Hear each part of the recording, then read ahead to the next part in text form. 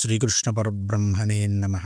భగవద్గీత వేదములు, ఉపనిషత్తులు, బ్రహ్మసూత్రముల యొక్క సారరూపము. అందులో ఉన్నటువంటి ఒక్కొక్క శ్లోకము ఒక్కొక్క మహామంత్రము. దానిని పట్టుకుంటే చాలు జీవితము అనేది మరొక మలుపు తిరుగుతుంది. అసలు భగవద్గీత గ్రంథము ఎక్కడ ఉంటుందో అక్కడే లక్ష్మీనారాయణ సహితుడై ముక్కోటి దేవతలు ఉంటారని మనకు వరాహ పురాణం చెబుతూ ఉన్నది. భగవద్గీతను నిత్యము అధ్యయనము చేసేవాడి యొక్క సమస్త కర్మలలో దేవతలంతా కూడా సహాయం చేస్తారని స్వయంగా నారాయణుడు భూదేవితో వరాహ పురాణంలో చెప్పడం జరిగినది. భగవద్గీతను చదివేవాడి కన్నా, వినేవాడి కన్నా, చెప్పేవాడి కన్నా ప్రీతిపాత్రుడు నాకు ఈ సృష్టిలోనే లేడు అంటాడు నారాయణుడు వరాహ పురాణంలో. అంతటి విశిష్టమైనది భగవద్గీత గ్రంథము. దుఃఖమగ్నుడైనటువంటి అర్జునుణ్ణి కర్మ వైపు ప్రోత్సహిస్తూ పరమాత్మ చేసినటువంటి మొట్టమొదటి ఉపదేశమే మహామంత్ర రూపకము. అది నిత్యము అనుసంధానం చేసుకుంటే 3 రోజుల్లోనే ఈ ప్రపంచం మొత్తం మారిపోతుంది అంటాడు స్వామి వివేకానందుల వారు. అంత గొప్పది ఆ యొక్క మొట్టమొదటి ఉపదేశపూర్వకమైనటువంటి శ్లోకమే.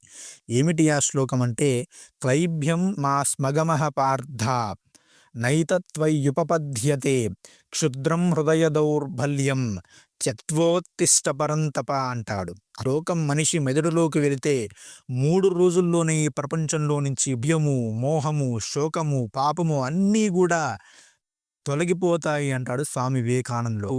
పౌరుషహీనత్వానికి లోనయ్యే యుద్ధం నుండి విముఖుడయ్యాడు. నేటి సమాజం కూడా అంతే కదా.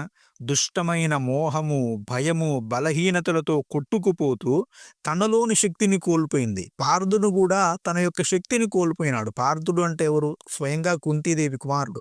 ఆ కుంతీదేవికి ఇంద్రుడి యొక్క శక్తి ద్వారా జన్మించినవాడు. ఇంద్రుడు అంటే ఎవరు? ముల్లోకాలను తన కనుసైగలతో పాలించేవాడు, ధర్మం కోసం నిలబడేవాడు. ఇంద్రుడు అంటే ఇంద్రియలుడు కాదండి. ఏది చేసినా ధర్మం కోసం చేస్తాడు. సినిమాలలో దిక్కుమానటువంటి విషయాలన్నీ కూడా చూపిస్తారు, అవన్నీ కూడా తప్పు. ఇంద్రుడు అంటే మహాత్ముడు. అసలు ఇంద్రుడిని అలా చూపించడం కూడా మహాపాపము. అలాంటి ధర్మం కోసం ఏదైనా చేయగలిగేటువంటి ఇంద్రాంశతో పుట్టినటువంటి వాడు ధర్మం కోసం నిలబడకుండా రక్తపు కూడు నాకొద్దు, సన్యాసం స్వీకరిస్తాను, భిక్ష స్వీకరించి జీవిస్తాను అని అంటావేమిటి అని క్లైభ్యం మా స్మగమః పార్థ, ఇలాంటి సంశయత్వము, ఇలాంటి అజ్ఞానం నీకెక్కడి నుంచి వచ్చింది అంటూ ఉన్నాడు. ఎలా వచ్చిందో కూడా చెబుతూ ఉన్నాడు పరమాత్మ. క్షుద్రం హృదయ దౌర్బల్యం, క్షుద్రమైన హృదయ దౌర్బల్యం వలన, మోహానికి లోనవ్వడం వలన, భయానికి లోనవ్వడం వలన నీకు ఈ యొక్క దుర్బల్యము వచ్చినది. కాబట్టి ఆ దౌర్బల్యాన్ని తీసివేయి అని అంటూ ఉన్నాడు పరమాత్మ. అంటే నీవు సామాన్యుడివి కాదు, నీలో అపారమైనటువంటి శక్తి ఉన్నది, చైతన్యం ఉన్నది.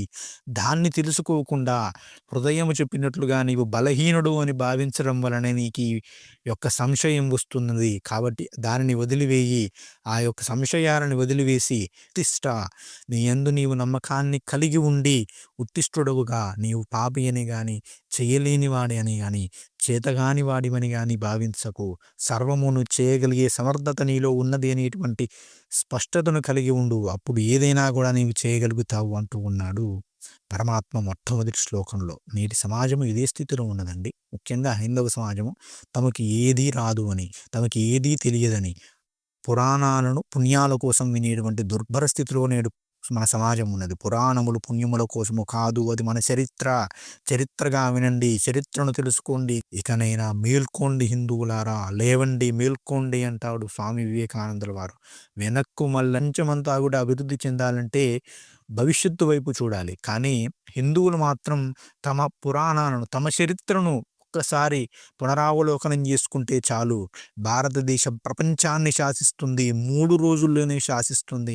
క్లైభ్యం మా స్మగమః పార్థ, క్లైభ్యాన్ని వదిలివేయండి, అటు ఇటు గాని తత్వాన్ని వదిలివేయండి, స్పష్టతను పొంది ఉండండి, ధర్మం కోసం నిలబడండి. నేను చేసేది ధర్మమా కాదా అనే ఒక్క ఆలోచనను మాత్రమే మనసులో పెట్టుకోండి.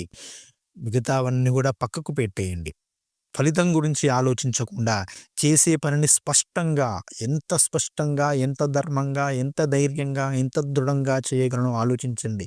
అప్పుడు స్పష్టమైనటువంటి అద్భుతమైనటువంటి ఫలితాలు వస్తాయి. గురించి ఆలోచించడం మొదలుపెట్టిన మరుక్షణమే మీ హృదయం అనేది సంశయాలను మొదలవుతాయి. నిజంగా ఆ ఫలితాన్ని నేను పొందగలుగుతా అనేటువంటి సంశయం వస్తుంది. పొందకుంటే ఏం జరుగుతుందో అనేటువంటి భయం వస్తుంది. పొందకపోతే ఆ ఫలితం రాకపోతే నా జీవితం ఎలాగో ఉంటుందో, కాబట్టి నేను ఈ పని చేయకుండా ఉండాలి అనేటువంటి మోహం వస్తుంది. కాబట్టి ఫలితం గురించి ఆలోచించుకోండి. కర్మ గురించి ఆలోచించండి. కర్మ గురించి ఆలోచించండి. కర్మను ఎంత సమర్థంగా చేయాలో ఆలోచించండి. అప్పుడే జీవితం మారిపోతుంది అని ఉత్తిష్ట, ఉత్తిష్ట లేవండి, మేల్కొనండి. ఏదో ఒక కర్మను చేయండి ముందు. గారిపోయి నీరసంగా ఉండకండి. ఈ మోహముతో, బద్ధకముతో, సోమరితనంతో మిమ్మల్ని మీరు నాశనము చేసుకోకండి. మిమ్మల్ని మీరు నాశనం చేసుకుంటూ దేశాన్ని కూడా నాశనము చేయకండి అని స్వామి వివేకానందుల వారు పరమాద్భుతంగా ఈ మొట్టమొదటి శ్లోకాన్ని తీసుకొని ఎంతో సుదీర్ఘమైనటువంటి ప్రసంగాన్ని చేయడం జరిగినది. కాబట్టి అందరూ కూడా క్లైబ్యత్వాన్ని చేయాలనేటువంటి తత్వాన్ని వదిలేయండి. ఏదో ఒకటి చేయండి ముందు. హృదయ దౌర్బల్యం, క్షుద్రమైనటువంటి హృదయ దౌర్బల్యాన్ని వదిలివేయండి. అప్పుడు ఏం చేయాలో మీకే స్పష్టత వస్తుంది. ఉత్తిష్టత. కాబట్టి ముందు మేల్కొనండి. సోమరితనం నుండి మేల్కొని సరైనటువంటి మార్గంలో నడవండి. దానికి భగవద్గీతను పట్టుకోండి. పరమాత్మను మించినటువంటి పరమోత్తమ గురువు మరొకడు లేడు కాబట్టి పరమాత్మను పట్టుకోండి. గీతను నిత్యము కూడా అనుసంధానం చేసుకోండి. 3 రోజుల్లోనే మీ జీవితం మారి తీరుతుంది అని పరమోత్తమమైనటువంటి ఉపదేశాన్ని మనకు చేశాడు ఆ పరమాత్మ. దానిని మనం అనుసంధానం చేసుకొని మన జీవితాన్ని మార్చుకునేటువంటి ప్రయత్నం చేద్దాం. ఈ విధంగానే మరికొన్ని శ్లోకాలను పరమాద్భుతంగా తెలుసుకునేటువంటి భాగ్యాన్ని మనకివ్వమని పరమాత్మను వేడుకుంటూ స్వస్తి. శ్రీమాత్రే నమః. జై శ్రీరామ్.